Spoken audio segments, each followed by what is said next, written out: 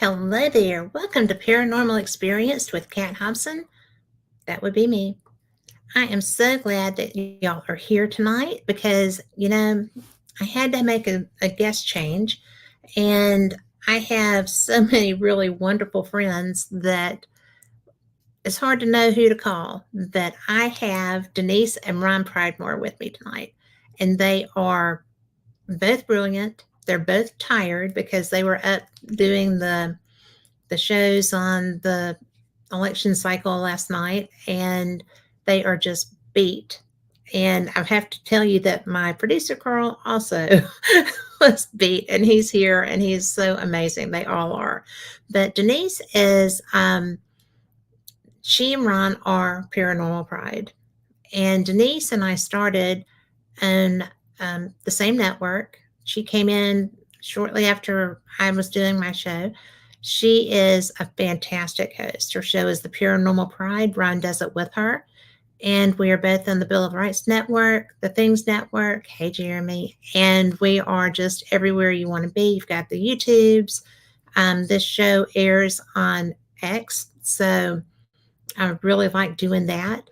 But now we're going to let Denise and Ron come in and tell you a little bit about themselves. They are transplants to my favorite part of the world, so they love it. So Ron and Denise, hi. Hello. How are you? Hello. Are you getting ready for your birthday tomorrow? I am getting ready for my birthday tomorrow. So I am really, because you know me, I don't mind birthdays. A lot of people are funny about that. My sister cried on her 40th birthday. Or 30th birthday. Locked herself in the bathroom, my nephew said, and sobbed. But that was 30. Yes, literally. You have to understand some people, especially women, who she's beautiful. She's always been, just a beautiful adult woman. And so I don't see any reason to have a problem with that because I love birthdays and I love big birthdays. This isn't one. But, last year I got an allowance from the government, so that was a fun one. But it's so funny that people judge themselves so harshly based on how long they've been on the earth. I don't understand it either.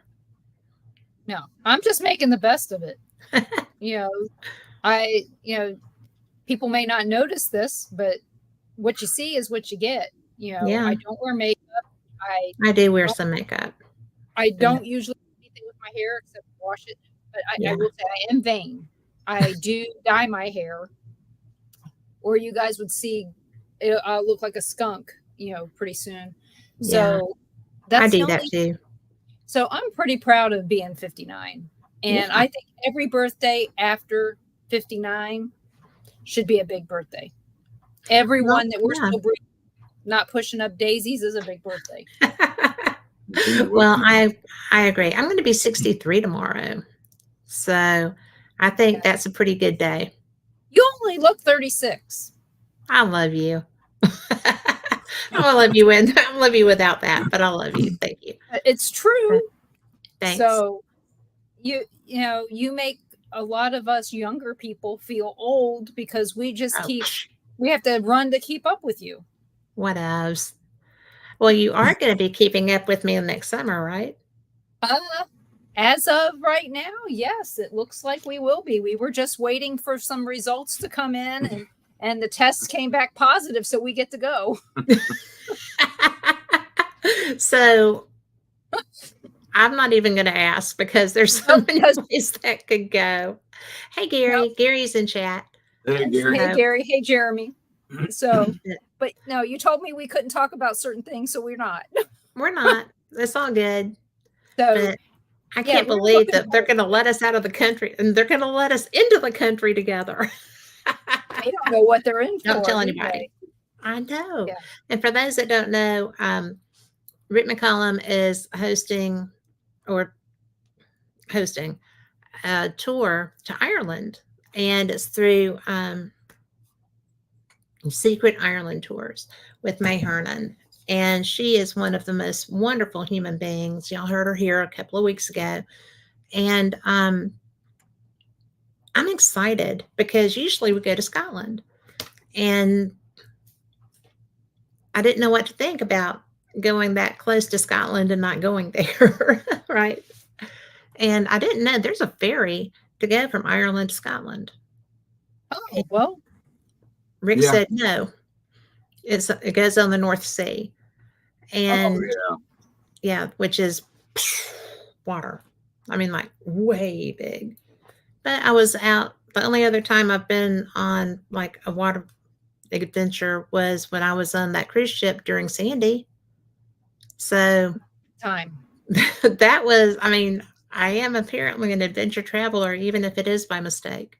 So, well, we kind of have to go to Ireland with you to make sure that you come back in one piece. Well, I have been very, I have been very fortunate with that because I travel with people that make darn sure that, when I first went, I had to still use my walking stick. And then somebody took it. I left it in a restaurant. Somebody took it or whatever. But so then I did the rest of it with braces on my knee. And so this year I was wild and free and could climb and, wander around. And we went to, I don't know what it's called. It's a spring, and you tie wishes. It's not Danino Den. You can do that there too at the top. But this was a different place that the Highland Paranormal people took us to. And it was so cool. But it was very adventurous, relatively speaking. So, and of course, all the streets are cobblestone and stuff. So, and they're wet because I have to say, we're pretty well used to the cobblestone from Atchison, because all their streets were brick that was laid back in the late 1800s to early 1900s. So it was all kind of wavy and all that. So, and no, Gary, I don't think they can. Probably not. No, I don't think it's going to be so fun. And it won't be just the three of us. That's the thing. There's other crazy people that we're going with. That's right. So Lori will be there. Mikey Thompson will be there. Gina and Stephanie from our first trip to Scotland are going to be with us. Rick's cousin and her son are coming. And last time they brought a friend too. So, I mean, it's going to be a lot of fun, I think. I don't know if anybody from Dark Zone is coming, but I mean, it'll just be so much fun. And you're like me, you like adventure. You like to see things. You love to see things. Well, we both have family. I'm pretty sure you have Irish family. Mm-hmm. I have Irish roots. So it'd be kind of interesting to go and see some of that. We were looking at flights, and, those are one of the flights over there. You can pay almost as much as you want.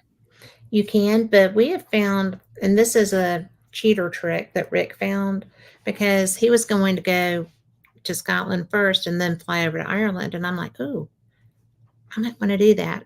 And he's like, well, but I'm going to be seeing my friends. I'm like, well, I have friends here too, but I know my way around Edinburgh. And if I'm just visiting Edinburgh, I'm fine with that, because Lori will be with me because she's my travel partner. And so he started looking at flights. And if you fly from Atlanta to Dublin especially to Edinburgh, it's like $2,800, right? I know you've been looking. It may be more than that right now. But if you go to Norway, like if you go through Amsterdam, the price is still that much. But if you fly to like Norway or somewhere that's, in the EU and then fly to Edinburgh, it's much cheaper. So, hey, Rex. But it was, so we've been trying to find ways to make things a little bit more cost effective, because travel is expensive. Well, you're gonna have to school us on this part, because I know that we can't book our flights until they tell us to, I guess. So does everybody try and get in around the same time? That's what well, when we did the first Scotland tour, and that was with that evil person that shan't be named because she doesn't need any advertising from here. But it was, you're supposed to be there, get in one day, meet the next morning at a location that was easy to get to. And hey, Justine, but it was so, oh, and she is coming in from the UK. Nice to see ya. And hey, Tom. But, it's just so, I'm sure that's how this is going to be. And so I don't think it'll be. May is very organized. She's done these tours for ever. I mean, literally a very long time. So we're going to be in great hands, and we're going to go to all these paranormal locations. We're going to go to Lynn Castle, which I'm very excited about. We're going to go to the Hellfire Club. And, I love paranormal travel. It's about the only travel I do, but unless I come down into your world. But I'm excited. I'm so excited you're going. Yeah, that the only thing we were holding off was on test results. So once those came through, now we can make our decisions. It was either we won't have money stolen from us, so it's either a trip or go. So like I said, we'll do it, and I'll get that reserved while there's still places to reserve. So but yeah, we're looking forward to that. We're also looking forward to our first cruise in 2025. So that's going to be fun. And where are you cruising to? Mexico. Really? Yeah, we're driving down to Tampa. Right. And we're meeting up with family. Right. The family that's not loved by some other families right now. But we're going to go on this trip, and we're going to have fun. And we won't have any of those on this trip. No, none of those people are coming. And even Lacey's going to try to fly out from Vegas and go on the trip. Oh my gosh. That's going to be exciting. Yes. And Emily, the girl who used to do my hair back in Kansas, she's coming. But she's Lacey's best friend. So I told Ron, I said, I could almost have her do my hair while you're there. Yeah, we come get off the boat and my hair's like this, No, I don't think so. Well, it depends on if she hit the free cocktails before she did it or not. Well, it doesn't look like there's any free cocktails. So you have the drink card or drink package, whatever, food and drink package. See, that's a waste for people who don't drink. I know. But if she does, then it'll work for her. Oh, well, Lacey said, Mom, I'm sure they will. Mom, bring a bottle of wine with you, and have Dad bring a bottle of wine, and have Grandma bring one, and Uncle Roger bring one. And she goes, we should have enough wine for the trip. For one morning, anyway. Well, but for them, if it's a 3-day trip, maybe it's 5. But yeah, so we're going to need more and do that. And when we come back, we think we might stay in Tampa for a little bit and go check out, whatever. Rocky Stucci moved down there. Love to visit with him. And he's so much fun to talk to. Of course, he's also intense to talk to, especially when you get into certain subjects with him. But he loves the paranormal topics, which is really good. And we also want to head out to Sanibel. Oh my gosh. You will go early to Sanibel, and because it is the seashell place. Oh, I know. And it's the perfect time. I mean, it's in February. Mm-hmm. I know that all the snowbirds are down there in February, but seashell queen right here. I know, right? We were down there Saturday with 5-6 foot waves, and she's out there hunting seashell. It's what you do. I mean, it's what I do. Well, with us now babysitting the grandkids, you've got an 8-year-old, 9-year. Yeah, 8-year-old that wants to do things. Mm-hmm. She, I figured, you know what? We need to make some It's Christmas amazing that ornaments she's for 8 the years old. Yes, I know. Christmas ornaments and, other things. It's got to be great. So I've been saving craft crap since we got here. Plus we have a Right. whole lot of other craft stuff. And I came up with an idea of something that she's going to love. And Nolan lost part of it. Oh, no. And so now I have to hope I go through enough fanny wipes between, because the little round thing on Yeah. the loves. Okay. If you take that off and you put it on, so I'm thinking about putting it on a Grand's biscuits bottom, Yeah. the metal, and putting a picture in there of Piper and Nolan, and it's a big locket. Oh my gosh, that's brilliant. And I thought that would be a really cute thing. She could decorate the outside of it. Mm-hmm. It's not going to say Huggies on it then, but it'll make a really cute Christmas ornament. And she can really decorate brilliant. it with seashells and stuff. So I saved all kinds of seashells. I just found anything, if it was broken, it didn't matter, just colors, so that she can just glue them on there and she can make herself her very own Christmas ornament for her mom and dad. I think that's perfect. Yeah. So you got to come up with stuff that's going to keep them interested. And, we thought about taking them to a graveyard and stuff, and, walking them around and telling them the history of, different things. Right. But Nolan will run off, and you can't really push a stroller through a graveyard. Depends on the graveyard. Roller. No. They did that one in Pensacola. You could. Well, yeah, I could, but I like to walk stones down. I'd like to walk through the grass and have them see the history in there. So he's still too young for that, and as of today, it might be muddy. We got rain for the first time. We got rain too. So, but that's good to know. That means the dust will be down when I get there. Oh yeah. So, and Rex, if you would fit in a bag, we'd do it. But you'd have to get shoulder surgery again. Yeah. After we folded you up. So how are you flying over there? Are you flying out of Atlanta, driving up there, or what? I usually drive. I fly to Atlanta and then fly on. Yeah. But there's a shuttle service here that takes us to the Atlanta airport. Mm-hmm. But I just as soon go ahead and it's a long flight, so I don't want to already be sitting for 2 hours when I'm going to be sitting for 8, and that's a thing. Yeah, but, I mean, we know that leaving from Pensacola, no matter what, we're having a connector. The only way you're not getting a connector is to drive to Atlanta. I mean, the only good thing is we know where the Atlanta airport is.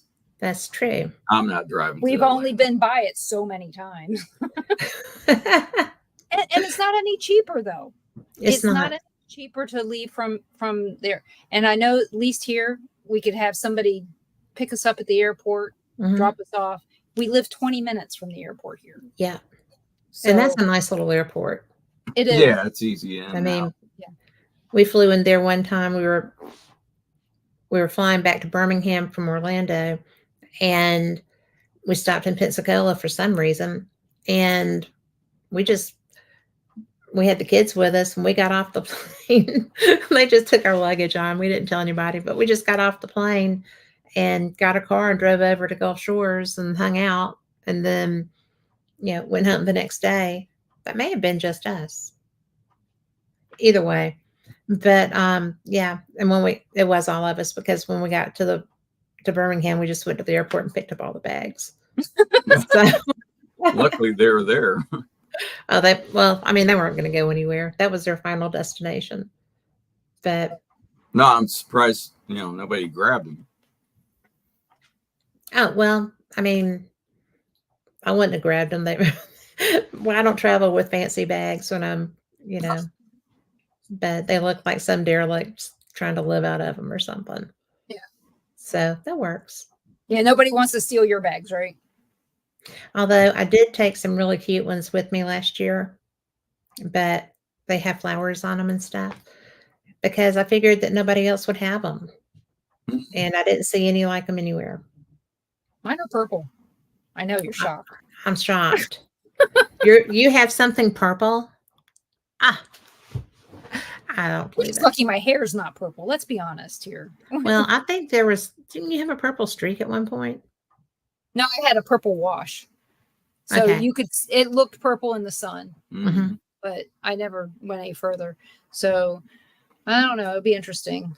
So, Well, we have a question in chat from Barbie. I need glasses. I have glasses. she asks, have you ever encountered evil spirits and did they try to attach to you? Well, and you go in first. my case, yes. Yes. We encountered, I don't know if it was evil or just Ugly. just nasty, but we were the tour guides or your spirit guides at the Sally house at one time. And we had something there that decided it wanted to come home with us. And Ron's got a whole story about that. It didn't attach to us. It just kind of traveled to our house to visit us at random times. But just kind of hang out. Yeah, hang out. I mean, let us know it was there. Yeah. In fact, one time I saw this thing above our bed. It woke me up and it scared the living crap out of me. And you could feel the heat coming off of it. Oh, okay. Yeah. So this thing it looked like its skin was melted. It burned black with bright red and really red eyes. And it had talons, Wow. 4 arms and 2 legs and, huge ears. And, I saw this thing. I told somebody what I saw. And my friend, Adam Tillery, is a sketch artist. So I wrote everything out and he saw it and he sent me a drawing and said, is this what you saw? And then I sent back, I said, no, it was more like this. And he changed the drawing and sent it back to me. And I was like, yes, it was like that, but imagine it in color, and what I saw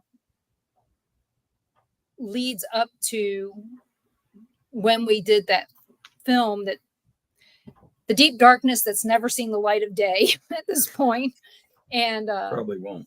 And when we did all that, we had one morning, we had an encounter at our house after this. So you want to finish that part? Yeah, I'm usually the first one up. So I got up that morning and we had 5 or 6 cats at the time.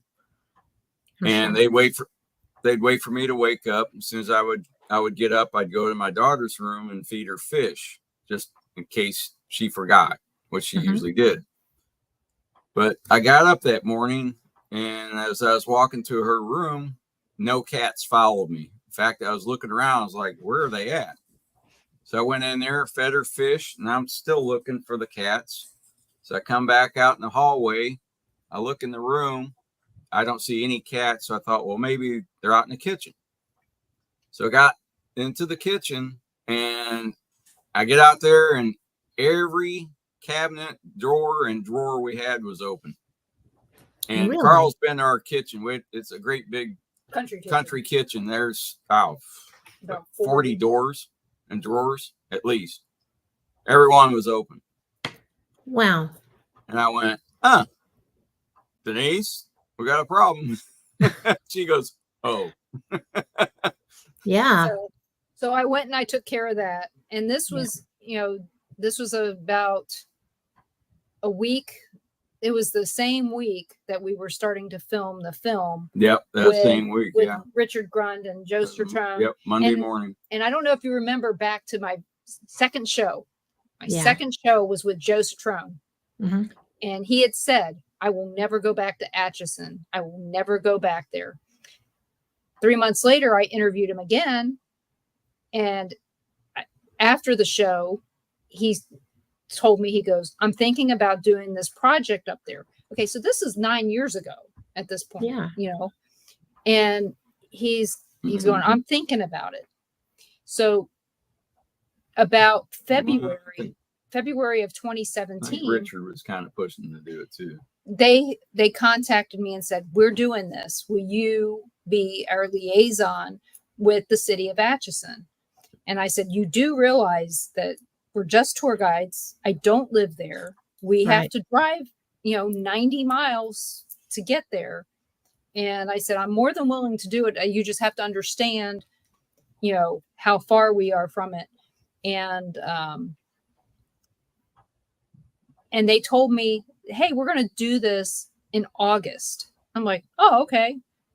And the day they told me, the first thing that hit me, I didn't have a calendar. I'm on my phone in my car in the middle of nowhere. And I go, I think that's the day of the total eclipse. There's not going to be any hotel rooms, nothing.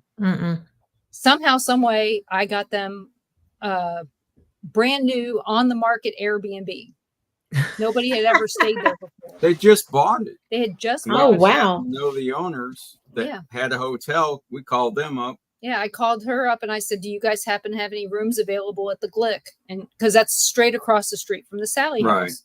Okay. And that's one of the places that they needed to be, was the Sally House.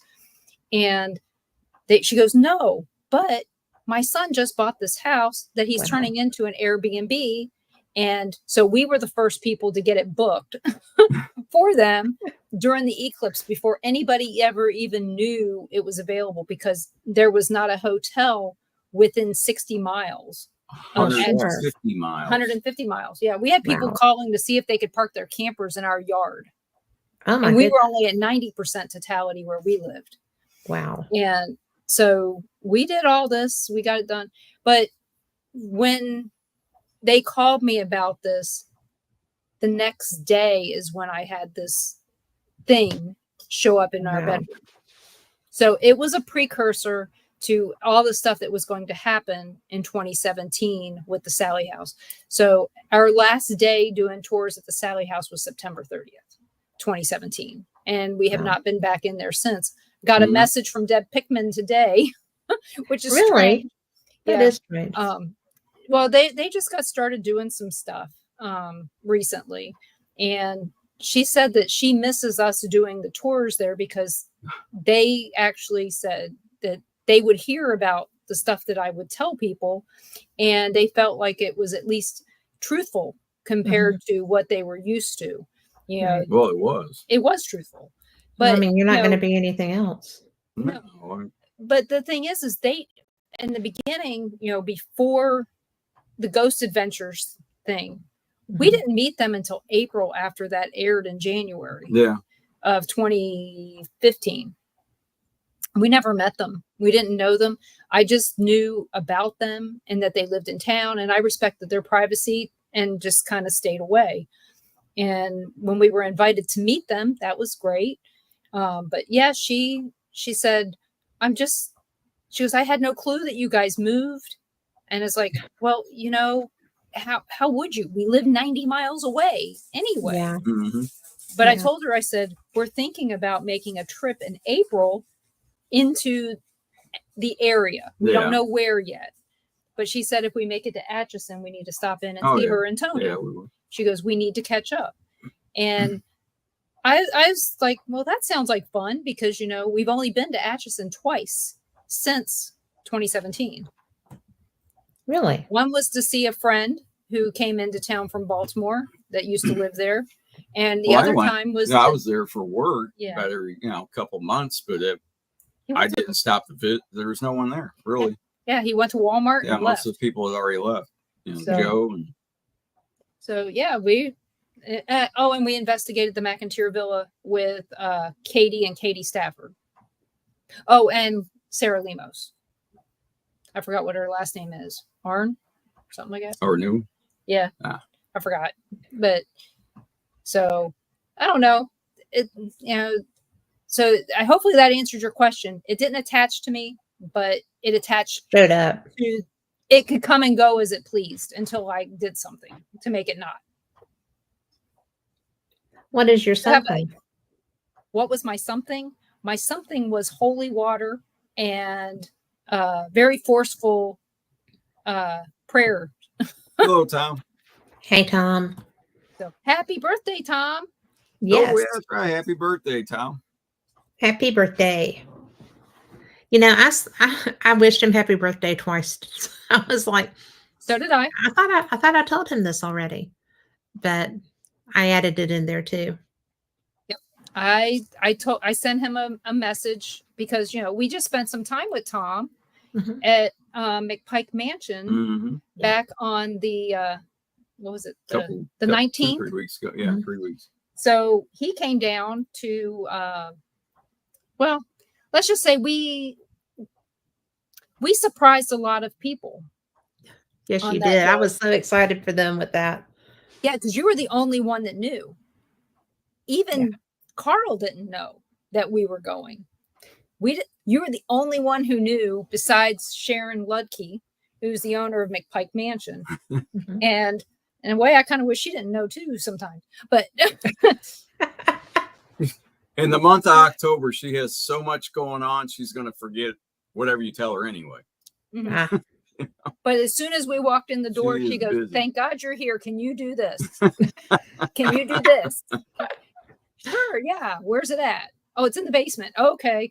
And I, you know, he went down and he got something, and then she sends me down there, and it's like, because I'm looking, I go, the lid's missing. She goes, it's in the basement. I said, I'll find it. And it's not a basement that you ever really want to go in. It is scarier than the basement at the Sally house. I'm just saying. Really? And but I found I found the lid to the coffee pot that I was looking for. Oh, her basement. Oh, okay. Yeah, that's right. Yeah.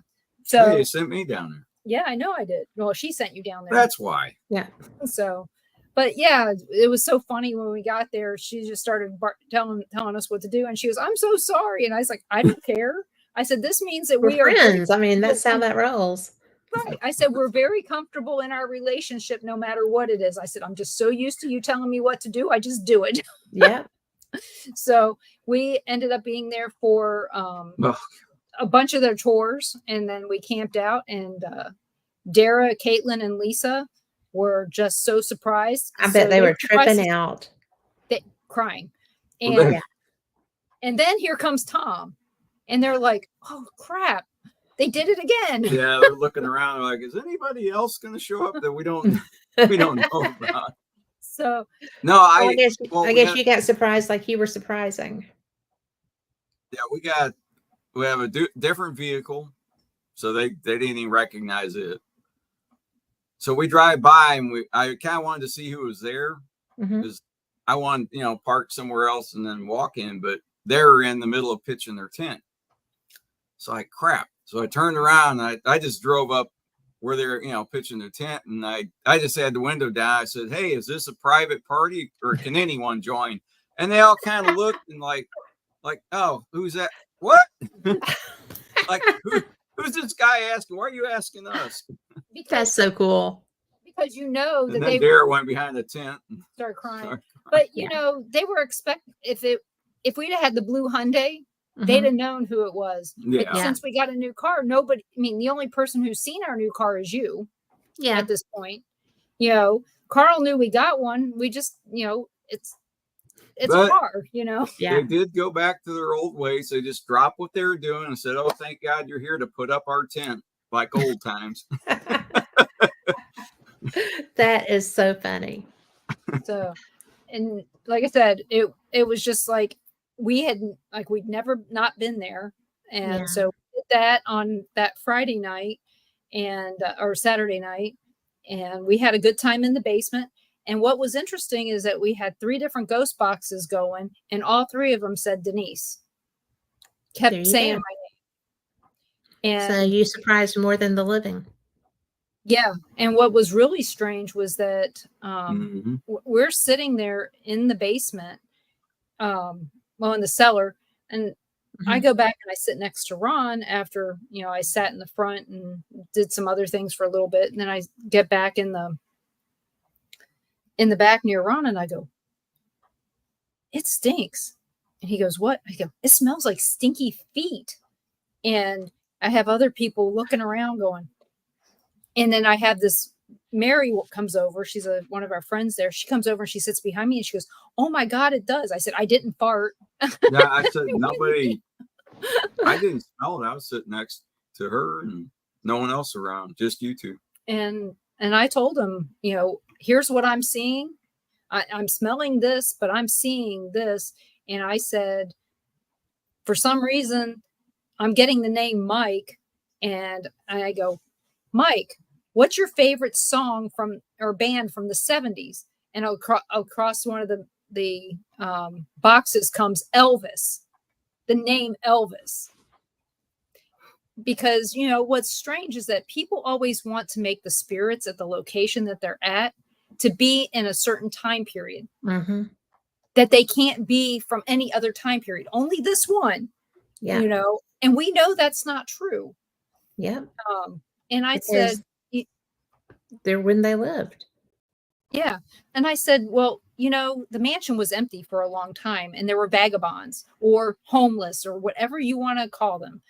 Back in my day, they would have called them hobos, but this guy was dirty and he stunk. And I kept, that's why I told him, I said, I believe that his name is Mike. And so it was interesting.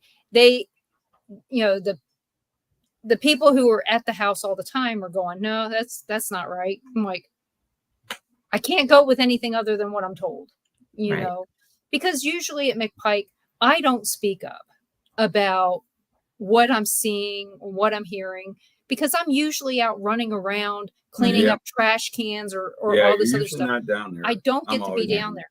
But we did have visits from Coyote Chris Sutton. He was there. I'm glad. And we knew it. And there was a lot. It was very interesting to be honest. Mm-hmm. So, and not only did we get Chris, then we got Chris on that following Friday. So we did not plan 2 more days at McPike. Okay. Right. So we did Saturday the 19th. Then I worked all week. In St. Louis, I basically sat there in a chair next to the window and just typed away as much as I could. Oh, and I started a show for somebody. I don't know who. Can imagine. And so, we did all the things that we had to do. And we get a call on Sunday after we left on Saturday and said, "Hey, can you get us into McPike Mansion?" I was like, I don't know if I can, but I'll ask. I never ask anything. So, so I called Sharon and got it approved with her. And so we didn't tell anybody who was coming, except for Sharon, of course, because we didn't know if the guys were doing something special, if they were making this a surprise. So we lucked out, and David and Charlie came up from Boogeyman Radio. I don't know I know David Glidden and Charles Fort. Yes. And but to us, so everybody else calls him Charles. We've called him Charlie since he was 18. We've known him forever, long before paranormal stuff. So, but yeah, they decided that they wanted to film there some. And that's when Coyote Chris sessions. Yeah, in between sessions. So we had 2 buses and a tour group that we had to work through all this. Oh my gosh. And of course, he's busy in October. Yeah, I got to park cars while Ron and David and Charlie went with the tour group down into the basement. And like I said, you were going with them. Okay. Yeah, I didn't get to enjoy that part. But what was funny was Sharon calls me, yells at me. Your head on the iron door. Yeah, just get a concussion again. Steel door. I'm sorry. Sharon yells at me and says, "Come here. There's a lady parked in the driveway." I didn't know if she wanted me to, tell her where to go. I mean, quite literally tell her where to go. Right. And, dump her on you. Yeah, she did. She dumped her on me because she needed to go do the tour and talk to everybody. Well, this lady came up because she owns a haunted house there in Alton called the Purple Martin House. And Sharon's like, she goes, I'm as sensitive as a rock. She goes, I have no clue. She goes, if I hadn't been led through all these different tours with, Coyote Chris and Sandy Little Lizard and all these other people, she goes, I'd have no clue what I'm looking at. She goes, I'll let you talk to Denise. She can solve your problem. I'm like, oh, great. So she loved that. Yeah. But you're good at it. Well, I talked to the lady and she said, well, I had a group that came in, and she goes, Bo and her group came in. And I said, you know what? I said, let me get with Bo. She lives here. I don't. And tell her what you're telling me, but I will message her and let her know that you want to talk to her. And so after the lady talked my ear off for an hour and 10 minutes while her car was running this whole time. So it was a very expensive talk. And I got all of her information, sent it to Bo so that, because I told her, I told Bo, I said, I don't want to tell her something different than what you told her. Because, I'm not in the house. I didn't investigate it. I can't tell you that kind of information without going there. She goes, well, do you want to come over? I'm like, no, I can't come over right now.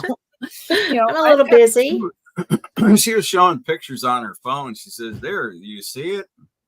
Not really. What am I looking at? See the face? I hate when people do that. Okay.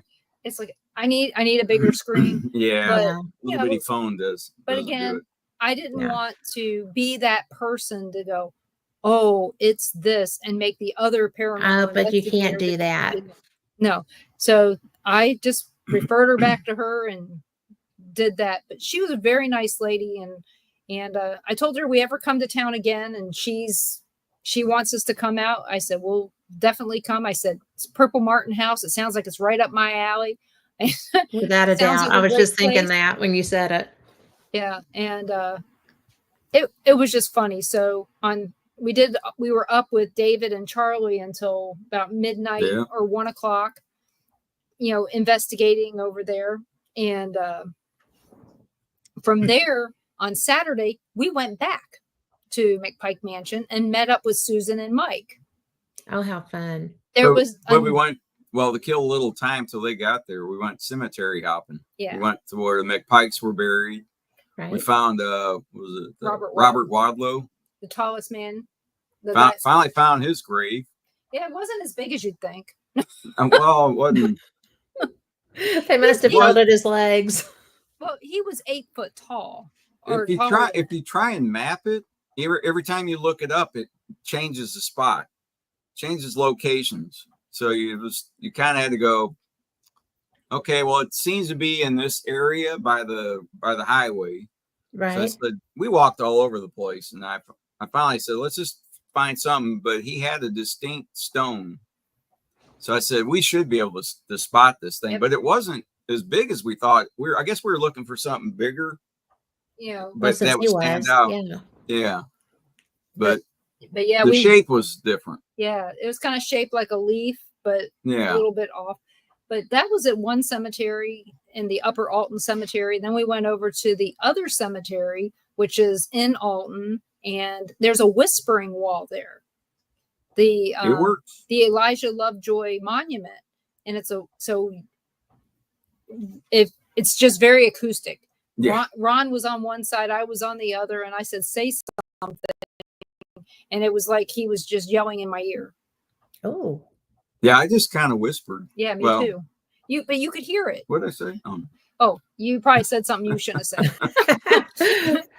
This is not really a radio show, but you're going to make me blush. Don't make me blush. Yeah, we tried 3 or 4 different things. And I did just like barely whisper, and she said, yeah, I heard that. Yeah, it was very acoustic. So it was kind of really neat. Yeah, it's just I don't know what, concrete or some kind of stone, the way it's shaped. Yeah, it's not concrete. I think it looks concrete, but it's also, I think it's probably marble since it's marble. Since it's a monument. Right. So did they intentionally make it that way? Yeah. That it does that? Yeah, it's round, and They- I mean, you were sitting quite a ways from me, Yeah. about 25. Oh, probably Yeah. further than that. And see, Elijah Lovejoy died in the 1830s. Okay. And he died because he was an abolitionist. He was murdered. He was murdered. But he was murdered while trying to save his printing press from being pushed into the river for the third time. Wow. So some people speculate that this was possibly one of the beginning, not battles, but the beginnings of the Civil War, was because this is one of the earliest known abolitionists to be killed. Mm-hmm. So they think that there's maybe some situation, but yeah, he had moved from St. Louis over to Alton just so that he could print his paper. I'm like, okay, well, see, now he'd be really loved there in Alton. But and not only because he was a newspaper guy. They love newspapers in that area. They still read them. We So don't have one anymore. yeah, I know, it's amazing. I mean, some of these towns, like Alton, at one time had 12 different newspapers being printed there. Atchison as well, you know. So we did that, and then we went over to the Mineral Springs Hotel. And before we went to the Mineral Springs Hotel, we had walked down to this old building that was moved from the St. Louis World Fair. It was built by the Quakers for an exhibition there. Well, the building was actually taken down and moved to Alton. Some guy bought it and had it rebuilt on his location there. That's cool. And Neat house. so we're walking around, and we go into this place, and you know, they have ice cream and candy and gift shop upstairs. And I mentioned something, of course, I have on a jacket that says Ghost Patrol. So you already know where this is going. I the lady do. sees it, and she says, "Oh, I see your jacket." And I'm like, "Yeah." So we're volunteers at McPike Mansion. And she goes, "Well, people always ask me if this is haunted." She goes, "It's not." But then she goes on to tell us a ghost story Right. about the place. That's funny. People do that. It's like, oh no, it's not haunted, but you know, it never fails to just make me laugh. Yeah. And the thing is most people think haunted is bad, that it's something terrible. But she had a haunting that she said was a little girl, and that she was in her house and her whole family saw this little girl. And she goes, and sometimes she comes here, and the building used to be used as a dance studio at one time. And this one lady, she's 90 years old, she's still alive. And she comes in there every once in a while and tells stories about when she used to change her, put on her dance shoes on this bench in the store, in the store now, from when back then. And she tells me the same story every time. She goes, but she's always, this is her favorite place. She goes, so it makes me wonder if the spirit here is related to, it being a favorite place. So, and what's really neat about this building, not only is this building haunted, right behind it is a building called the Enos Sanitarium. It was part of the Underground Railroad. Yeah. We've been in it. Yeah, we've been in it. You can't get in all the way now. down the cellar too. Actually, cellars. So it's an apartment building now, and they got it all cordoned off to where you can't get in there. But it was used as a tuberculosis sanatorium, I guess, back in the day. But it was part of the Underground Railroad, and they took us down into where they discovered where the Underground Railroad participants would have stayed.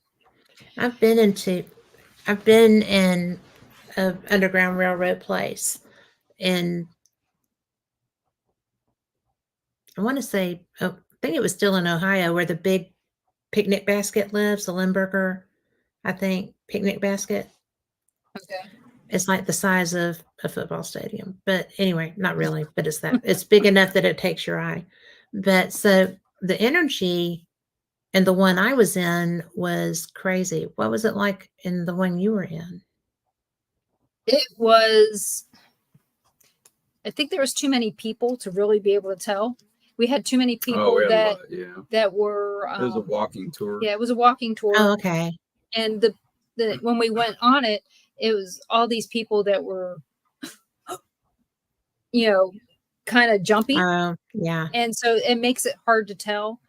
We went back by there on our own after the walking tour, and we couldn't get in, but it felt a little bit chaotic outside of the building.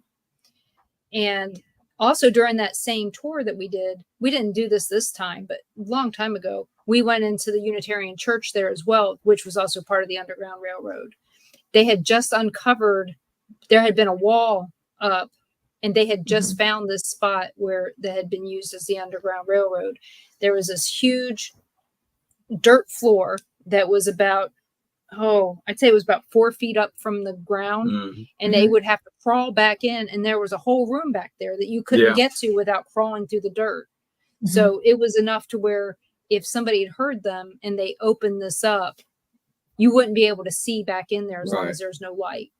Right. And they had just uncovered this. That was back in 2009 that they had uncovered it. And so that one there, it felt very, the whole Unitarian Church felt odd. We actually had a woman that came in while we were. It didn't feel like a church. No, it did not. She came in and she got physically ill and had to turn around and walk out. And somebody had hung themselves on one of the transoms. He was a previous minister there. And, you don't know the Unitarian type of church. It's everything. I don't know how you can have a church that's everything. So however you wanted to worship, that's how you got to worship.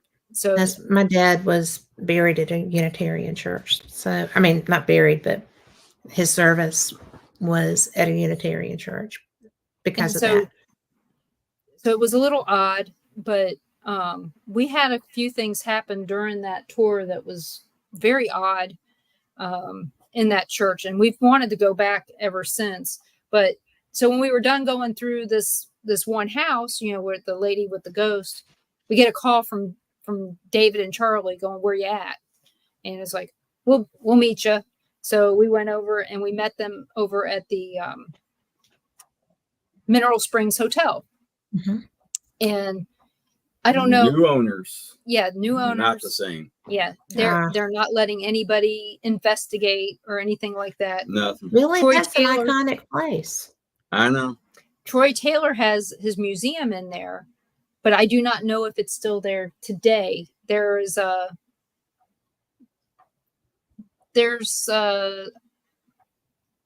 story in town there in Alton that he's been asked to leave his location. Yeah, I don't think they want anything. I overheard some people in there talking. They said the new owners don't want anything that has to do with being haunted or anything. Yeah, they're okay with It's Raining Zen in there. Yeah, they don't.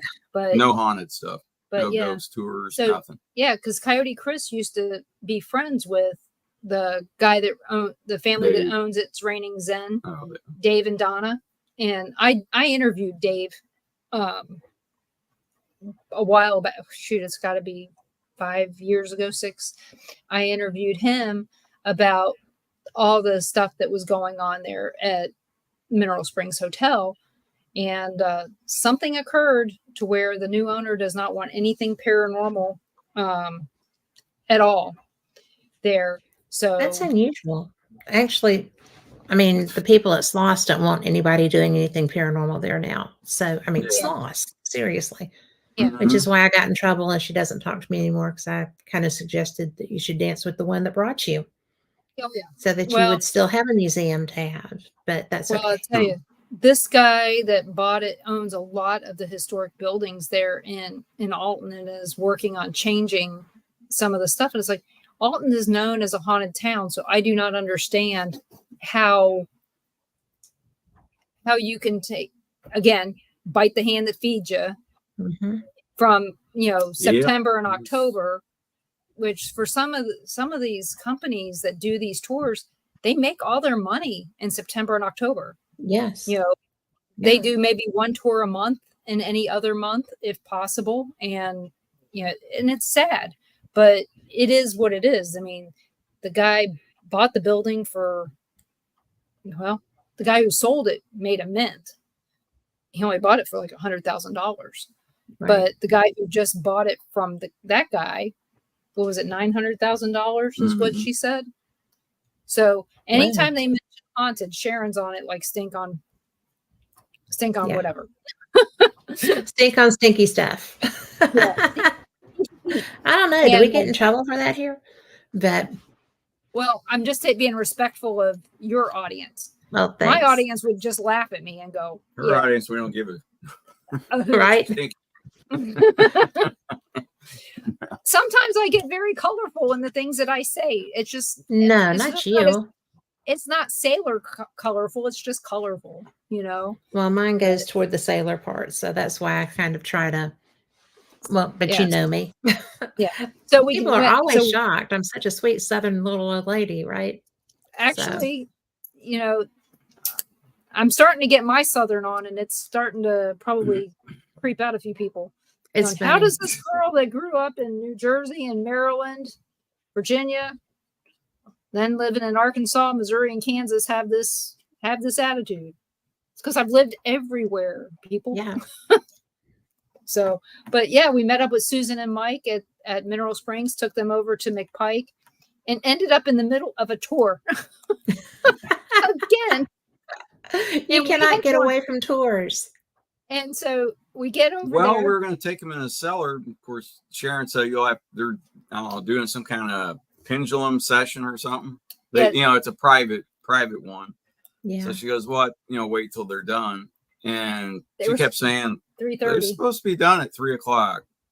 And 3:30 rolls around. She goes, "They're supposed to be done." And what? 4:00. She goes, "They're supposed to be done." And then they started coming out like one at a time, but they all came in and bought something. Yeah. From her gift shop. So, you know, not going to run them off. So once they were done, but one at a time they came out. Yeah. So we till what, 5:30? Yeah. So we finally get them in the basement and show them around and everything. And at this point, we're supposed to be going to Ashmore Estates. Yeah. So we probably need to get going. We've got 2 hours. And so in the meantime, I'm chatting with David and Charlie, Carl, and Susan and Mike, trying to figure out dinner so that we can, you know, all have a nice quiet meal together before no, it's never quiet, but a meal together before we go to Ashmore. And so we did it, and something strange happened, not really at dinner, but after we did all the Ashmore stuff, we went out to St. Omer's Cemetery. So I'm going to skip over Ashmore, and we're going to go back to that. But something to do with dinner has to do with St. Omer's. So yeah, we all met for dinner. Carl and Gary had went to a Mexican restaurant the day before, and they said it was really good service, good food. And it's like, yeah, we're all for it. Mm-hmm. So we sit down, and I'm kind of on the end, and there was a man, a woman, their kid, and I don't know if it was her dad or his dad, but they were talking about sports. I guess his daughter played a lot. Sounded like she played a lot of sports, you know. But you know, I'm sitting that close, you just kind of overhear stuff, you know. And I got a good look at the people. And anyway, on Sunday when we're leaving, we're gonna, you know, we go out to this graveyard, and we go to the one everybody says what, the witch's grave. They have her death date is February 31st. Yeah. So they think it's automatic witch. A chisel typo. Yeah. Or even back then, you know, they were really superstitious about the 13th. They could have just switched it around. I don't know. But anyway, we're looking at all these, the other graves, and there was one in the kind of in the front, in the corner, that was catching our eye.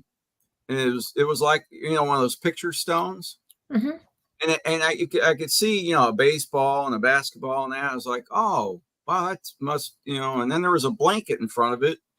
And we all start going, well, let's start going over there. Well, about that truck, and this graveyard's in the middle of nowhere. Okay. It used to be a little town there, but you can't tell. I mean, there's nothing, no structure. There's nothing left that even indicates there was a town there at one time, except this graveyard. So we start walking over, and this truck pulls up, and they're probably thinking, what are these people, doing out here in the middle of nowhere? Yeah. They get out. Yeah. They get out of the truck, and they walk over to the grave that we were going to go to. So we went, well, I don't want to bother them, because it did look like the way it was set up. I said, it looks like a kid's grave, I said, well, they could have just lost their kid. I said, yeah, we don't want to bother them. So they were there, 10, 15 minutes. They did a little cleaning and that, and then they finally left, and we walked. We thought it was a new one, like a newer one, but it wasn't. It was a 15-year-old boy that had passed away in 2006. Wow. I think, but when the woman got out of the truck, I was looking at him and I went, why do I know these people? They look familiar. And as I was watching, I went, crap, these are the people that were sitting next to us at the restaurant. Oh my gosh. Yeah. I said, that's why I recognize what they look like. Yeah. So when we first got to the graveyard, you can see this big stone for Barnes, Catherine Barnes, I think her name was. It's so you can see Caroline Barnes, but you can see it back there back in the corner. And I really wasn't drawn to that one. I was drawn to this other one. The other one with he goes, which one are you drawn to? I said, that one over there. I said, it looks odd, because it's a horse blanket, but you can't tell that from a distance. It looked like somebody had been sitting there talking to their child. Yeah. And, that in my mind, that's what I'm seeing. Mm-hmm. And it just seems so odd. Here comes these people as we getting ready to walk over there. That you had already seen. Yeah. Yeah. So that was an interesting turn of events there. You didn't count on it. And of course, well, there's another weird thing. Carl and Gary, we didn't see it, but I guess in the back part there, everything looks pretty flat. But Carl said he recognized there's, I don't know, I guess a little gap in the fence, about a foot and a half, and he noticed some deer tracks. So he thought he's gonna pop in there and see what other tracks he could find. And he said about 2 or 3 feet behind it is a 40-foot drop. Whoa. I mean, I wouldn't have guessed that. I mean, if you're out wandering, goofing around that graveyard at night, you'd fell right off. You're gonna get a surprise, yeah. So I'm glad we didn't go out there at night, because that's good to know, right? You need that information. Yeah, and apparently it is open 24/7, so we could have gone. Yeah, they could have. But we went. So after we had dinner, we went and we, all of us went out there, and out there 9:30. We can't start until 11, but we thought, hopefully Robin's there. And I said, I have a feeling he might be, because with all these groups and last Saturday of the month and that, and somebody said, David said, he's here. Yeah, David said, well, let's go see. Yeah, let's go see if we can, check in and get our stuff in the rooms, and then get set up. And we went in there. Robin likes to talk. He does. I love him. He came to Birmingham. Yes. He came to Birmingham to do an investigation at Sloss, and we had breakfast together while he was here. I love that guy. He's such a nice man. He's funny. Do you know, I got 6 or 7 messages from him during the night. Yeah. Yeah. What was he saying? Oh, different things. Try this, try that. Oh, he is. He loves innovation. So, we had told him that we had. Oh, well, yeah, he had talked about that before. Yeah, we had also talked about an experiment we were going to do that we're still having. We still all have to listen to our stuff and talk about that. But we had Sharon Day on the show on 2 weeks. Well, 1 week and then 2 weeks later, we had her on again. And she had mentioned, hey, why don't you guys try this? And it was like a group think thing. Yeah. So basically I put down 4 questions, just numbered them and said, gave them to everybody and said, I want you, when we say 1, think this question. And the first question was, who scratched Denise? Okay. That was the first thing. The second thing was, I just put down the name David, just think the name David. That was 2. 3 was, where are we? Where are you? Okay. Which that could have been any answer. Could have been here, there, Different names. the whatever Ashmore. Yeah. Ashmore, the Coles, the Alms Farm, Alms House, whatever. There's a whole bunch of different things it could be. And then what year is it? Also, any number that they come up with would be valid, possibly. Mm-hmm. So we did this 2 times on the 3rd floor with 4 different teams. We were all spread out. Yeah, 2 by 2. So it was Noah's Ark. And so we did it once without a ghost box. Mm-hmm. And then we did it a second time with a ghost box. And we did that on all 3 floors. Can I ask something? When you did it without the ghost box, were you using just straight voice recorders? Yes. Yeah. Okay. We all used different ones. I used a cassette tape player. Okay. Cassette recorder. And others used digital. So we've got, and then we also had somebody use the video camera. Mm-hmm. So we have all different kinds of medium there for us to check out. So, and the thing is the way we did them, if they did them in order, they're going to know exactly where we were in each place because we started on the top floor and ended on the bottom floor. Mm-hmm. Mm-hmm. So, but we hadn't been in Ashmore more than 10 minutes. No, we went in there.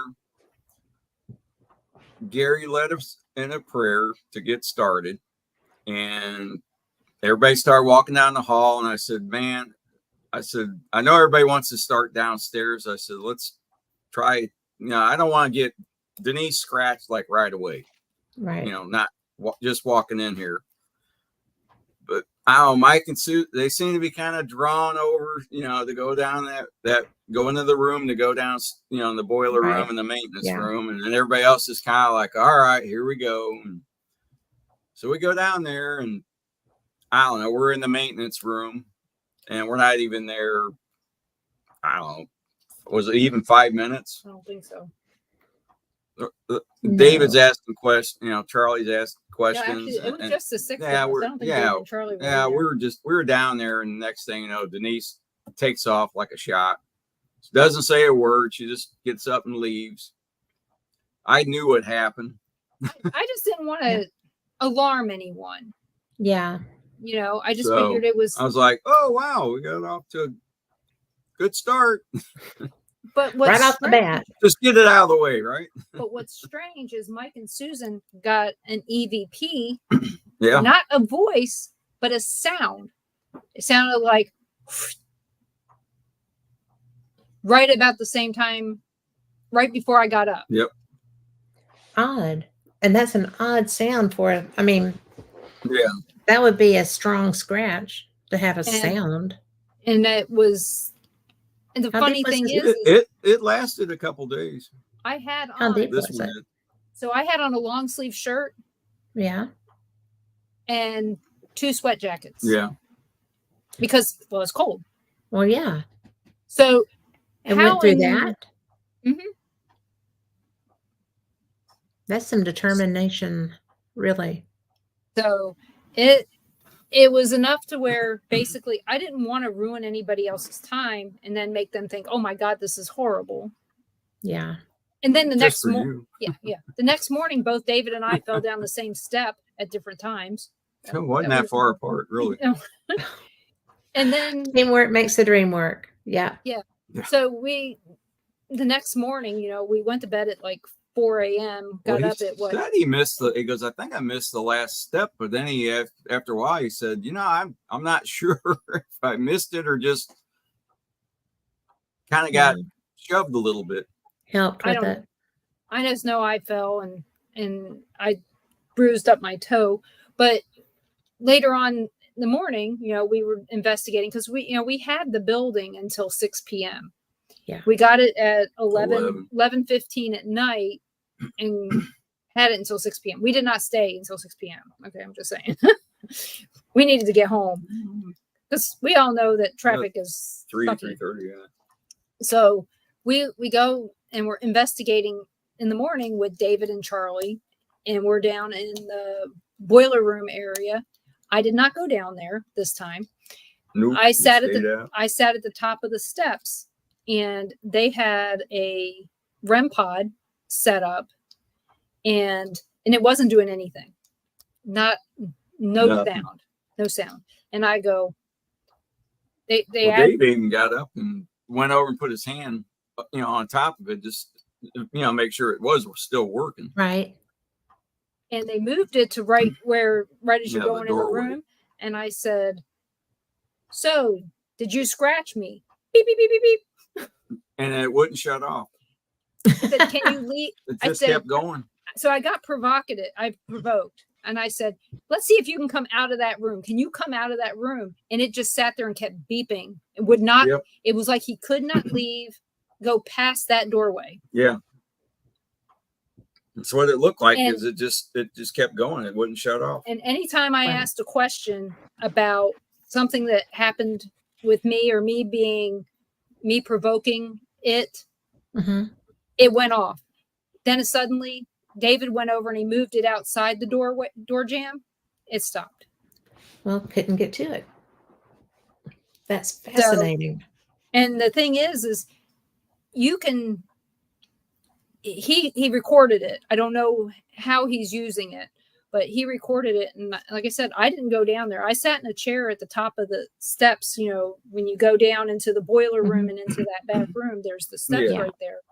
I just sat up there because I was like, I'm not going to provoke it from there. If I'm going to provoke, I'm going to do it from up here. I already have the scar here. So, yeah. But, at that point, I don't believe in provoking unless it's a place where if I'm in a jail and they're provoking the spirits provoke the other prisoners or the other people, I'm going to provoke right back. I'm right there. But if it's just somebody who lives in a house that has a spirit in their house, I'm not going to go in there and start talking crap to them. I'm not going to do that. Yeah, I'll show you the picture of her scratch. It's a different looking one this time. Really? Because I remember the first time. Yeah, it's 3 down and then there's like one across. It's different. Well, apparently whoever's there has been reading up on how to do interesting paranormal scratches. That's crazy.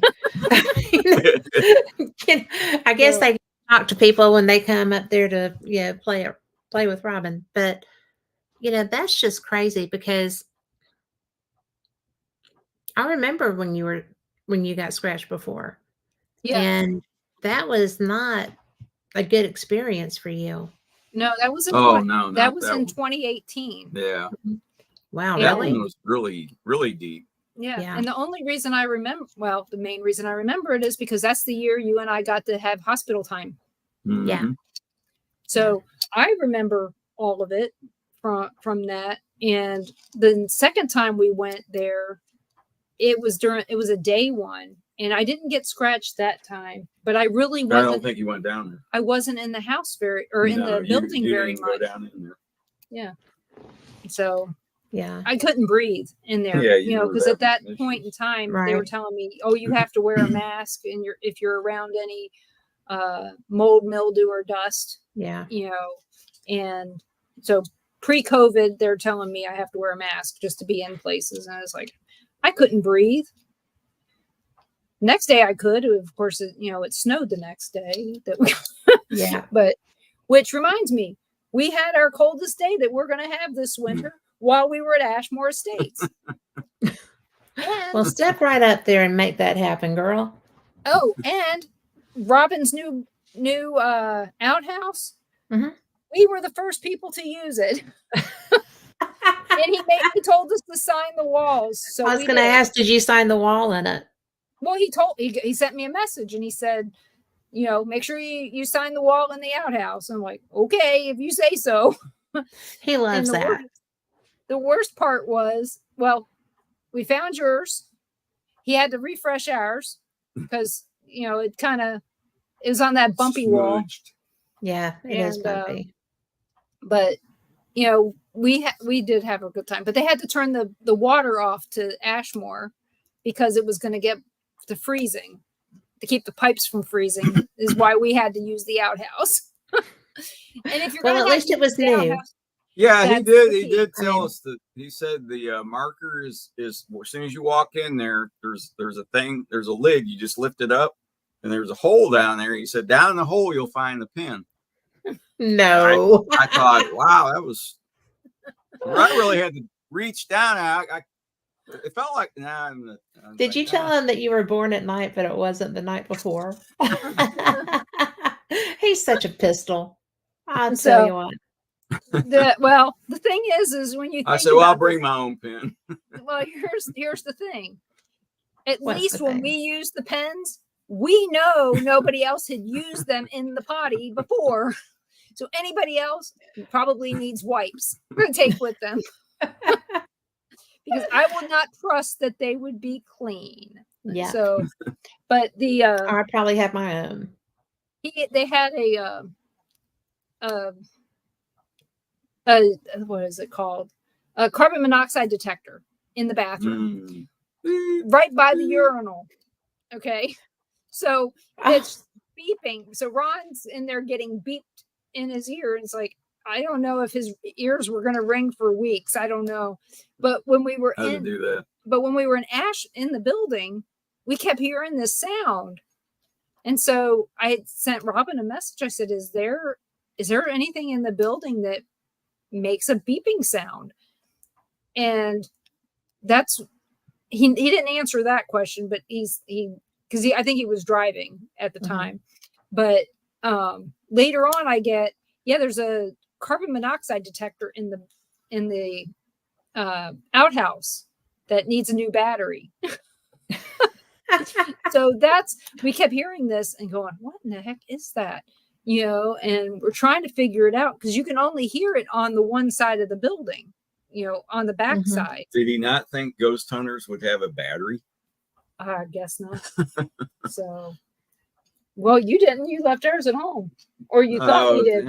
We found them late. We found them when we got home. We had them in the bag. We just didn't know it. So, put them somewhere. But I will say we had so much fun. First off, surprising people at McPike. That had to be just unbelievable.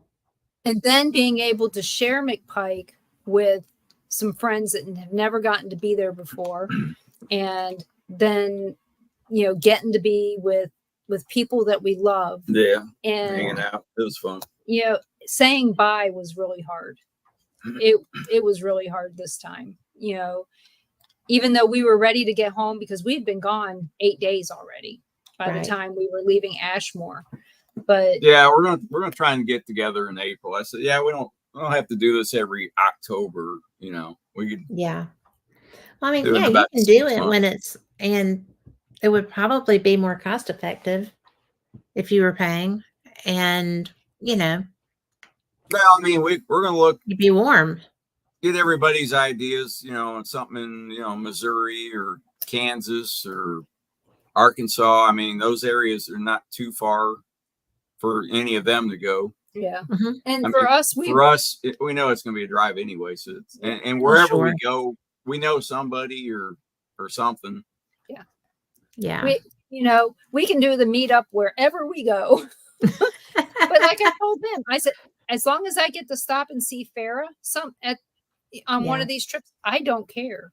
Yeah. I will make sure that, no matter where we go, we get to see her because, she's she's been wanting to see us. And, now that we share a wedding anniversary with her too, it's kind of fun, to be able to go hang out. But yeah, we didn't get to see it. We drove by her house when we came down and went back and came down, and we haven't been by there since. It's not like right by it's about 20 minutes off the road in Missouri to go to Houston, Missouri, where she lives. But with a U-Haul and hauling a car on a trailer, that makes it a little tough. Yeah, 7 dogs, maneuvering, 3 cats. Yeah, we couldn't really stop on the last trip down. We couldn't really stop at anything except let dogs out and clean up cat poop, getting gas, and that was about it. Yeah, thank God the cats were with him, and if they had gas, it didn't matter. I'm not even touching that. Well, you didn't know that I had we mama had and the 3 cats that had really never traveled They before. never even been out of the house 3 except miles to go get fixed years ago. That was it. They probably had bad connotations with getting in the car. Well, they screamed for 2.5 hours as soon as we got in the truck, and one of them never really had a voice. Never meowed. Her name Coco. Yeah. We'd never heard her meow. You see her mouth moving when she was a kitten, but nothing would come out. But everything works now. She made up for that, right? Oh yeah. Yeah. She's 10 years old. She yells at me every morning and night. And see, in my case, I was in the car with Leah's dogs and her 5 puppies. Mm-hmm. The 5 puppies just learned while we were in the car, how to get out of the box. Oh my gosh. How's that for fun? I ended up with at least 2 of them sleeping on my lap at any given moment while I was driving. Oh my gosh. And that's crazy. And and one thing that woke them up was driving through Birmingham when the road was making all that noise. Yeah. When they're on 65. Yeah. I saw they paved it. Yeah, it looks much better. They've been doing a whole there's a lot of repaving going on.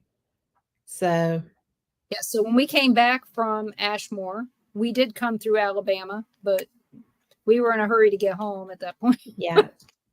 So I'm just crushed. I can't believe it. I get wanting to get home. Seriously. Well, I didn't know if you were still down in Gulf Shores. Yeah. We were making such good time that we drove right through Montgomery, and she gets off her phone. She says, I wasn't on my phone. I was on my computer. I said, how long we got till Montgomery? And I'm like, baby, we passed that. Yeah. We're halfway there. Yeah. Have y'all stopped at Priester's?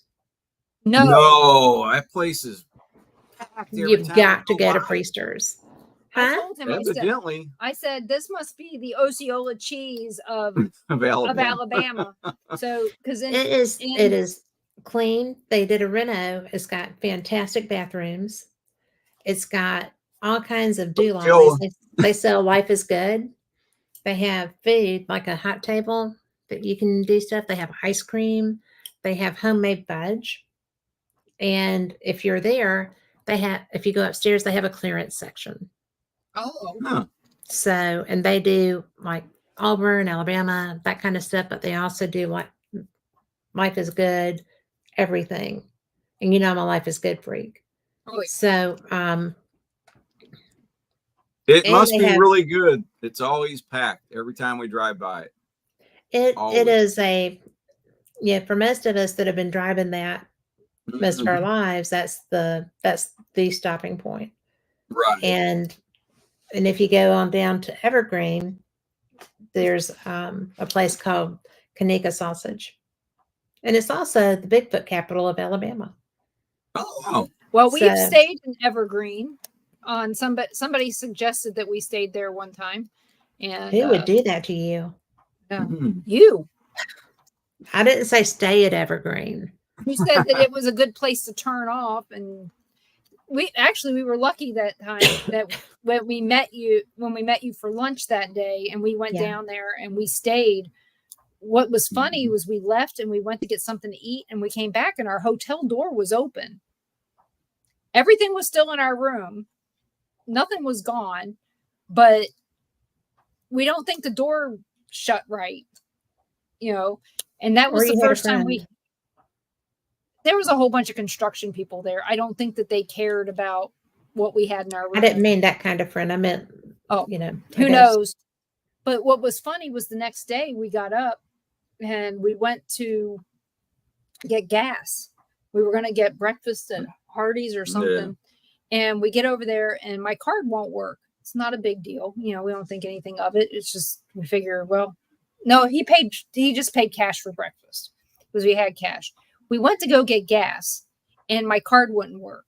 So I thought, well, maybe it just didn't read it right. So we do it again and it doesn't work. And it says, see cashier.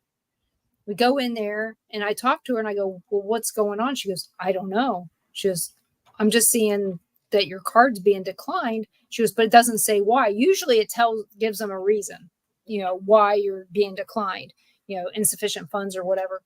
Bank of America had a major outage. It wouldn't work nowhere. So we pulled over at Hardee's and I can't get through on the national number. So I looked up the one where we went in Kansas City and just called them and said, hey, this is going on. And she goes, yeah, we're having a major outage. She goes, just, go to the nearest Bank of America. And of course, in Evergreen, the nearest Bank of America is on 9 Mile in Pensacola. Oh my gosh. Which is, we're going that way as it was. If we were asked to get there. Yeah. Yeah. We were looking at houses in that area. We were going to go up to Cantonment and check out some stuff up there. We get there to Bank of America and everything seems to be working. And I go to use the ATM and one of the digits that you would touch would put in 2 of them. It was stuck. Oh. So needless to say, it was putting in 6 digits, so we go in and we meet this really nice lady there and she goes, yeah, that we just got all that fixed. And, I just threw her card away. I mean, this is 6 years ago. I just threw her card away, but we get in there and she goes, yeah, we just had this problem. I said, well, maybe we should just get ahead and get some cash just in case. And that was our first experience with anybody in an area where we thought we could live here. And it happened to be at a time when we thought that we were going to have to be turning around and going home the next day because we didn't know if they were going to be fixing the problem. So it was just really weird that it all happened. And now, that Bank of America's the second closest one to us now. Yeah. So that's kind of odd. So things work out. They're still doing construction on that road. They will always be doing construction on that road. Yeah, we found that out. Here 6 years later, they're still doing construction on 9 Mile. Still faster in Illinois. Maybe. I don't know. No, sometimes 30 years I've 40. Driven on.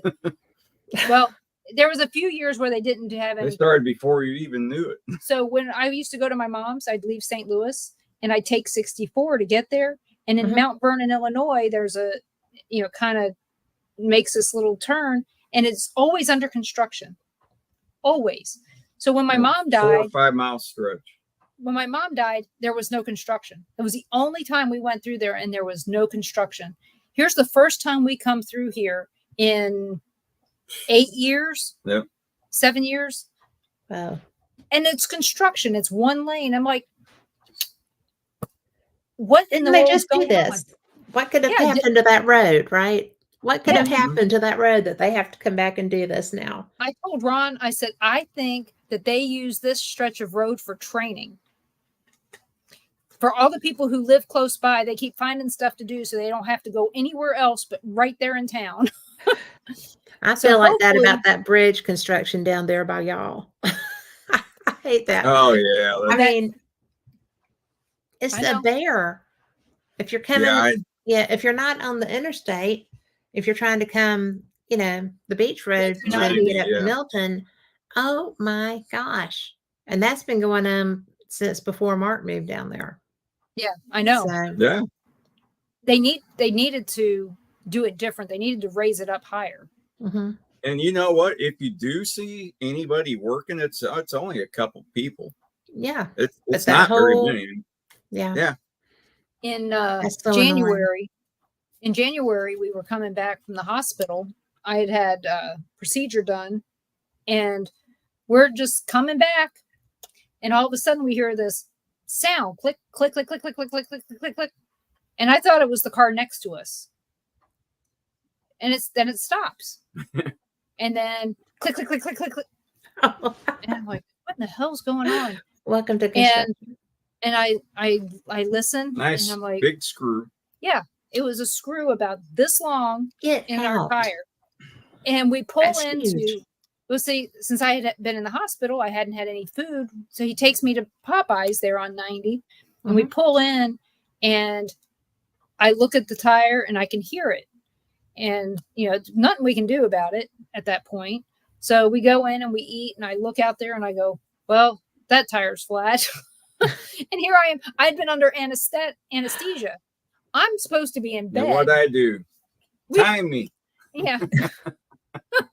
And so he pulls out of the spot, and he gets someplace where he's got more room, to fix it. And we end up going to walk around Walmart for 3 hours while they're fixing it. Oh I'm my getting gosh. calls from work going, hey, where are you? And I was like, first off, was under anesthesia. I can't talk to you, but we got the tire fixed. And here's this, they hand us this screw this big that we That's picked unbelievable. up from that construction. Mm-hmm. That's a big old screw. Yeah. Yeah. So we really don't go that way unless we really need to. Yeah. If we're going over, now we'll go over to West Florida sometimes, and we haven't done it in a while, but we picked up disc golf. Mm-hmm. Do you like that? I'm not great at it either. I like the walking around. Mm-hmm. I liked it, but eventually my arm gets tired. She pretty much retired after she started. So hey, the last time I did it, what did I get? I got, what was it? Got a birdie. I got it in 2. I just don't think that we have where I walk the dogs. We have that. So Tom McNicholas, you are so bad. I love that. But well, if it was really, you wouldn't be sad for them. But the whole thing about the disc golf is that it's so annoying. It is annoying. But I'm terrible at real golf. Yeah, it's just like real golf. It pisses you off too. Right? And I went golfing with David when we were, I was much younger. And my family golfed, and my cousin, the boy, got to do the golf cart, right? Yeah. I had to stay at the pool with the girls. So when David decided that he would take me with him, I was just kind of like, yay. I could not hit the ball. Like on the tee. Yes. I didn't even whiff it off the tee. And I finally got so mad that I was just like, I'm not doing this. Here's my club. Because I'm a really good athlete, and I could not hit that ball. And so I thought, well, okay, hey, April. But it was just so embarrassing because we weren't by ourselves. And I'm not used to doing something that I'm not good at. It really, sports wise and whatever. So, which sounded really conceited. I'm not conceited. I'm old. I've done a lot of sports, but it's just so, it's one of the things that make me still tense up. And so that's why I thought disc golf, I got this. They have them at the dog parks, and, so I could have the dogs and still be playing and see the dogs. No, I'm terrible at that too. I think it's because it has the word golf in it. Yeah, my brother's he's pretty good at it. When we were up in St. Louis, we went out to one of the courses out there, and he's pretty darn good at it. He's been doing it a lot longer than me, but Yeah. Well, he's all got of a my big family were. bag of discs, different ones for different shots, and which I didn't know. Oh, fancy. I didn't know there was that. Oh yeah, different ways. I knew there was, but I didn't know that made that much difference. But believe me, it did. Really? Okay. And he goes, yeah, try this one, and then I've started throwing it a different way, and my distance was a lot better. And I said, I've never thrown that far. What about your accuracy? That's not bad. That's not too bad. I think mine's not horrible. Yeah, I think I would be good with that, but I'm just gun shy or golf shy. Honestly, I like it. It's just I have to have the time to do it. And which thing do I want to do more? Do I want to go play disc golf or do I want to go to the beach? Well, no beach this weekend. Beach, yeah, golf, no beach this weekend. Golf. So well, hopefully, if it has to move, it has to move to. It looks like it's going to the boot. Yeah, and into Texas. They're saying big waves and really big. Well, waves. the golf is. I'm going to tell you, the golf is fun. Anybody listening, I'm not saying swim in the Gulf when there's hurricanes. That's double red flags, and don't do that. It's so dangerous. It's not worth the rush. But the waves, if you're out on the beach, the waves, oh my goodness. That was last weekend. They were huge. Yeah. When there's a storm of this nature out there, you just won't believe it. Because if it's they'll close the water for the undertow and stuff, but when they're closing the water because of a storm, it's so beautiful. Because you'll still see some idiots that are out there with their boards, but don't try to save them. You'll drown with them. But, there was a guy out there. I called a human kite. Yeah, the kite. You know what I'm talking about? Have you ever? Yes, I do. I love those. Yeah, you've done it before. Windsurfing. I want to learn how to do that. It's not it's not easy. But, no, it didn't look easy. But this guy, you could tell he'd been doing it a long time. But all you have to do is learn how to steer. Yeah. And once you figure that out, and you need to make sure that, you're not around a pier. Don't be around a pier. He was away from it. Yeah, he was closer. He was down towards the Air Force Base in Navarre. So, but it looked like fun. Yeah, they were 6, it is. 5. Yeah, 5 he made to 8 it look foot really swells easy. When we were they there. do. It's not. No, I know it is. Once you learn how to steer appropriately, it's such fun, but it's very physical. Yeah, there was a group teaching people how to do it on the over by on the base, on the sound side, where the volleyball is. Yeah. There in Navarre, they were doing it. But the thing is we've had so many accidents lately. People running into crap with their jet skis and stuff. Yeah, we've had like 4 or 5 in between Pensacola and Navarre, people running into the bridge with their jet skis. It's called tourists.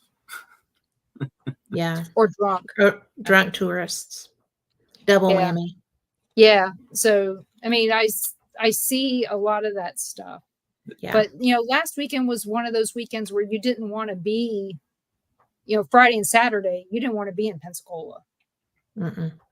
Not with, the Blue Angels are great and everything. The Thunderbirds are great too, but the traffic was horrible. Yeah. Well, it was their last one. Homecoming. Yeah. So that's always, I should have told you that. I'm sorry. Oh, I knew. Okay. Oh, I knew. And that's the thing. I told Ron, I said, I'd like to go sometime to see them during practice. I don't want to go when there's all those people. Well, their practice is amazing. And if you're lucky, I think you can reserve to go up in the lighthouse while they're doing it, be up on the rotunda. and you can be out there watching them. They'll buzz you. Yeah, one of our friends, we met Richard and Colleen Johnson. I forgot the name of their paranormal. EVP is their paranormal group out of Pensacola. Yeah. Ethereal Voices Paranormal. There we go. See, I remember. We'll see Good them job. tomorrow. We'll see them tomorrow. Well, tell them I'd like to talk to them. So Okay. And they got a house that's right there in the path of where they do all the practice. I said, well, if you need anybody to help you with yard work on those days, let me volunteer. Yeah. You know, so because I want to see them. We've lived here. This will be the second homecoming we've been here, and we still haven't seen them. I mean, they flew over our house once, but they weren't doing anything. They just flew over. yeah, Where have you been? they had to make an appearance. So Well, the thing is Big fluff ball. she's Ron's cat. yeah, She only jumps on me during the show. Yep, that's it. that's her job, or she But thinks yeah. that's her job. But I'll tell you that I love to go to the practices, and when you go, there's a little bitty guy because they have guides or people that are chatting through it, describing what's happening. And there's a small man, and I love him because as they come in, he takes, he's waving his hat, but he takes a knee as they're landing to guide them and stuff. Yeah. And he is the best narrator. And there is, so is there, I'm going to interrupt. Is there a national group associated with ghost hunters having different paranormal groups in the country? Like a national organization, April? Because that would be no. I mean, the only one I know of would be TAPS, and that's international. Well, that's international, but that's also very specific. Yeah. So let us know more, April, what you're thinking. Well, we got to investigate with Highland Paranormal, which is a TAPS group in Scotland. And they are the ones, they have a lot of Wiccan people involved with that. And, it's because like if you're in Edinburgh, everybody is dressed like Harry Potter, right? Because Diagon Alley is there. That's where a lot of the filming happened. And it's the mindset because of the university. But it's so fun because no matter where you go, the things that we think people might be odd for, because people judge here in America. Nobody gives a rat's butt. And you just do you. And it's brilliant. And the paranormal there was so cool. I can't wait for us to be in Ireland together doing some investigations because I'm going to use your tools. So just so you know. Well, so I'm hoping to find the answer to that question about the expiration date. On spirits. Yeah. Do spirits have expiration dates? What's the oldest spirit we've seen? Oh, well, I know that I don't think there is an expiration date. It'll be a good question, though, because if you go into the Middle East or, places in Scotland that are ancient, I mean, they're centuries old spirits, or historical hauntings. Yeah. But, it goes back to why don't we see dinosaurs? Yeah. Is it because they didn't have a soul? See cats and dogs. I think that we do see house pets because of the love, and they're attached to us too. But you don't love dinosaurs? No. So if Barney dies, he's going to come back and haunt you, Ron. He just looked like, what? That's because he loves you and you love him. And we're just one happy family. Yeah. Yep. So we've had way too much of that. Yeah, I wonder about that kind of stuff. And you know what? Someday I'll have to tell you this story that makes me feel like I know that there's an answer to that question, and how I can theorize that I know an answer to that and give you the theory. But Are we Not talking about the dinosaurs or the expiration date? about the expiration date. Okay. So Well, you've got 15 minutes, girl. Go. You talking about from all the no, near-death experiencers we've? no, not about that. So ever since Clover was born, okay, Oh, okay. some people have heard this already, but since Clover was born, My I granddaughter. felt like I have had a connection with her before she was born. Right. Before of course, okay. my mom died when Ruby was born. And I tell people all the time, I may have experienced my mom one time. And it was when I was in the hospital in Kansas City. And the only reason I think that she'd have been there was because she had been there before with me when I gave birth to Leah. Mm-hmm. So she knew this hospital. So I heard her walk away. This was when I got that Lynx device put in, and I told you that my nurse was a paranormal investigator and recognized me. Yeah. Great. That's what you want. Yep, Looking at all my body parts and interior, exterior, they're everywhere. Yeah. Yeah. So boy, her tail. Mm-hmm. And so needless to say, I heard my mom one time, and that would have been in probably 2020. Clover's born in 2021. And I kind of just kept feeling like after she was born that she was an old soul. Once we got past that from the time she was born. Right. And I said, something's different here. And if I had just said that once, it'd be one thing, but it was always happening. And, for the first year and a half of her life, I was with her every day. Yes. I slept with her, I slept with her at night, and, I worked there. I was never home, so I got to know her very well. Well, they moved to South Carolina. The kid listens to, okay, she walks up to their record player. Okay, a record player. How many 3-year-olds even know what a record player is? How many adults? She puts on a record every day of, well, her favorite is Elvis Christmas.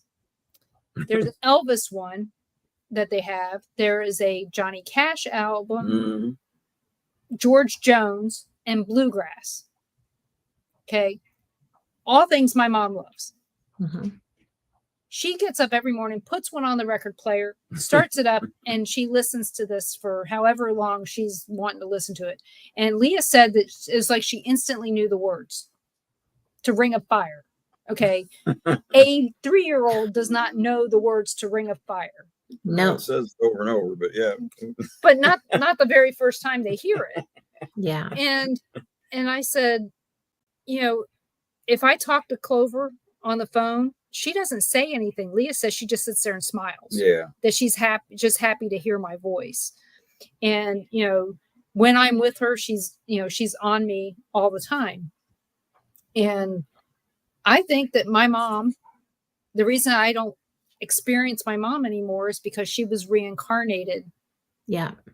She chose to come back and be close to you. Be close to us. And that this is where she's at. So that's what it makes me think, is that my mom has now chosen to come back, and this is how she's chosen to come back as. It kind of gives you the reason why I'm not seeing her spirit, but why I feel like she's there. Yeah. So stranger things have happened. Yeah, we both know stranger things have happened. Yeah. When I think about it, we talked to that John J. Davis about, well, I didn't, I got sick, but they got to talk to him about his death experience. And he claims it's a near-death experience, but I think that he died. Okay. And the reason I say that is because he didn't see the white light everybody talks about the white light in the tunnel. Mm-hmm. When he died, he skipped that and went straight to the next step. To the entrance. So he's gone beyond that. He was dead for 7 minutes. I'd say near death is probably a couple minutes, as far as that goes. But I think that he died, and that's why he didn't see the tunnel, because he just boom right there. I'm there, and that's it. So it just makes you wonder. And one of the things he said that was really interesting was that when you die, you get to pick when you come back and who your parents are and who, what your life is going to be, that there's basically a whole catalog that you can pick from. You get a new contract. Yeah. A soul contract. And he had talked about past lives. And where you live. Yeah. And he said, and while he was there, he got to see his past lives. In one life, he was a fisherman, and another one, he was a cobbler. He said shoemaker, so I'm going cobbler. Yeah. Yeah. And then blacksmith. And a blacksmith. So well, he just didn't do the nursery rhymes, so. Yeah. So you got all these things, and I think about that, and it's like, it's very possible if the experience that he had during his death is any indication, is this true? And like April, I still wonder if one of your kids isn't reincarnated from your father. Maybe that's the reason why you're not experiencing him as much as you think you should. It could be. Your dad wanted you to have a buttload of kids, and you got a buttload of boys, but you got them. So it just makes me wonder if that's the reason why some of us don't experience the loved ones that we had, is because we've got them with us and we just didn't know it. I think that's very logical. And I think it's very possible. No, sorry for what? Because that is one of the things that, I tell people this all the time. My whole job is all data. Yeah. So some of this touchy-feely stuff doesn't go along with what I do. Yeah. I need data. And so all these things that have happened with Clover are all just data points. And these data points are telling me that no matter what, she's my granddaughter, but is it possible that she's my mom too in there somewhere? That something, that the essence of my mom is in there? Because we know that my mom's DNA is in there. It's in me. Yeah. It's in Leah. And yeah. And,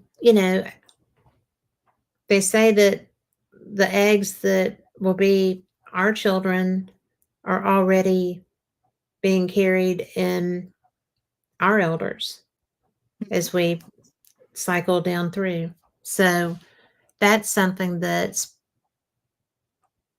I don't see why that wouldn't be possible.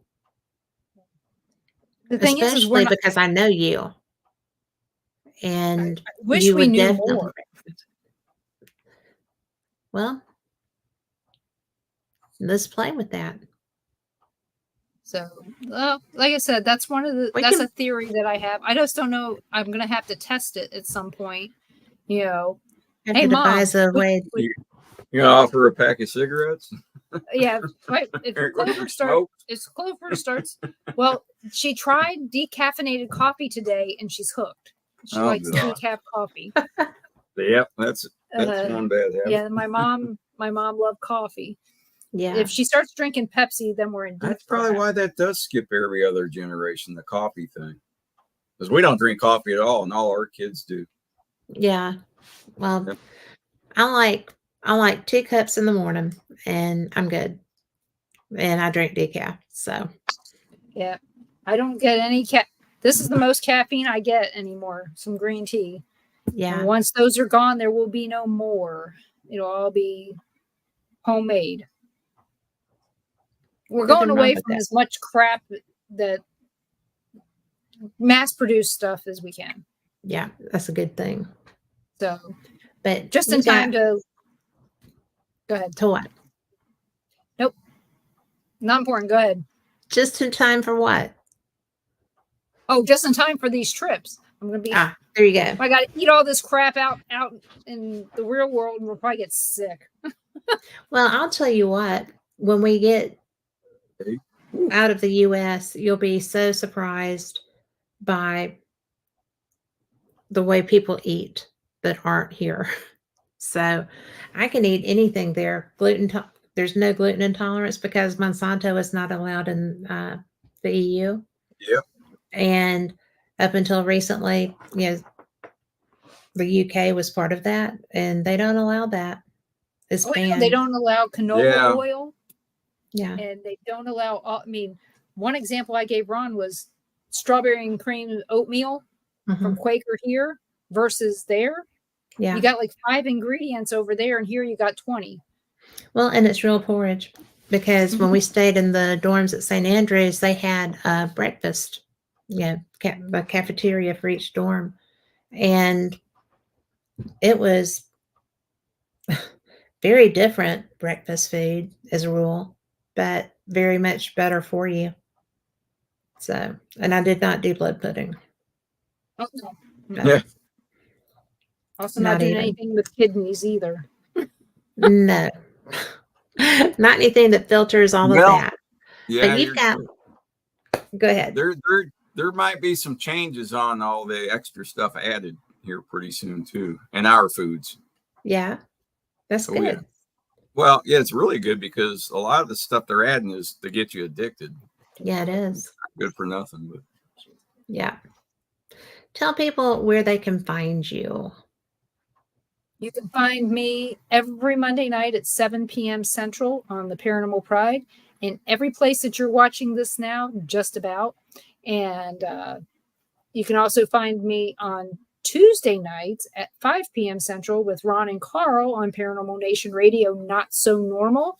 Yeah. And we never know what you're going to have there. And if you're in the Milton, Florida area, one Thursday a month, we have the Milton Paranormal Meetup with Mark Fultz, and we have a great time. So if you're in the area and you want to join, let me know, and I'll tell you when it's going to be. It's usually the first or second Thursday of the month. Like tomorrow night, we're going to be seeing Mark.